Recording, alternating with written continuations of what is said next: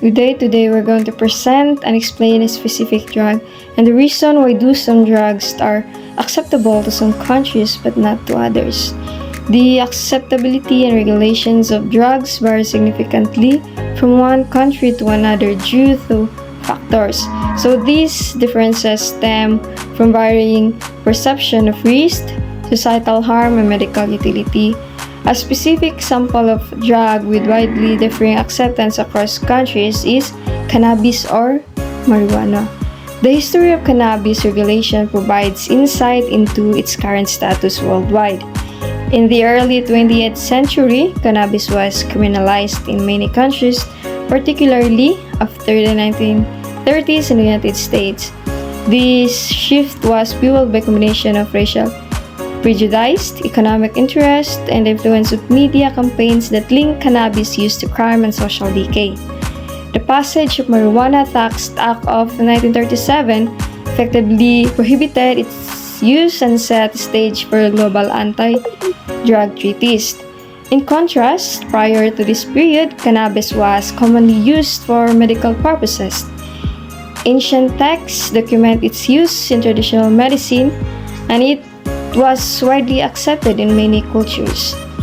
The criminalization process disrupted these long-standing practices, leading to a historical context that still influences perceptions today.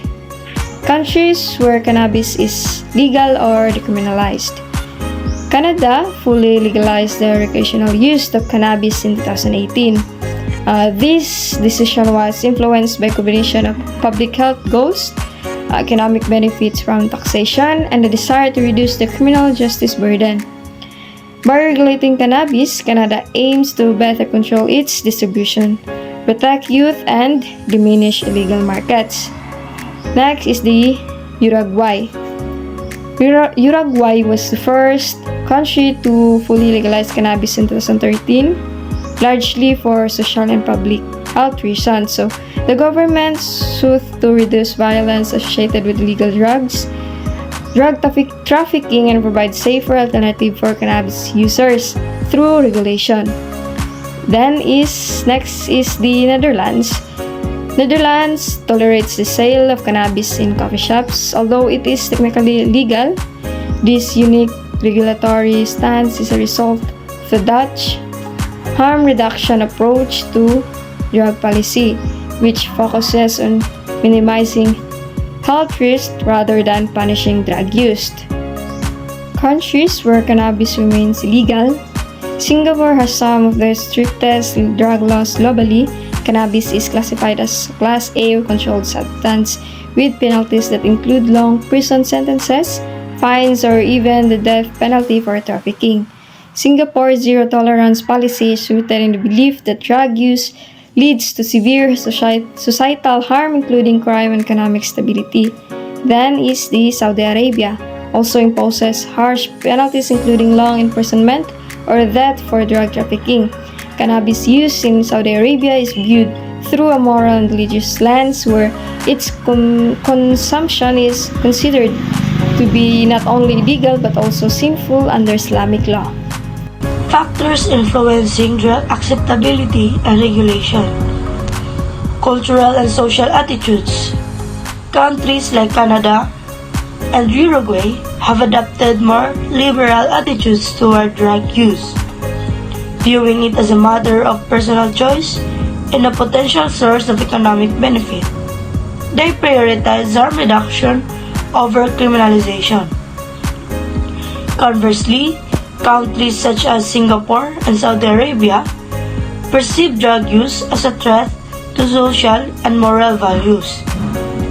Here, cultural and religious belief play a strong role in shaping harsh penalties for drug-related offenses. Public health approaches. In Canada and the Netherlands, public health strategies focusing on reducing the harm associated with drug use such as addiction, overdose, and exposure to criminal networks.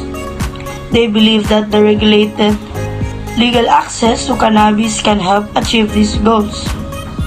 Singapore and Saudi Arabia prioritize drug eradication as a part of public health policies, aiming for a drug-free society that believe that strict laws are essential to preventing addiction or related social problems.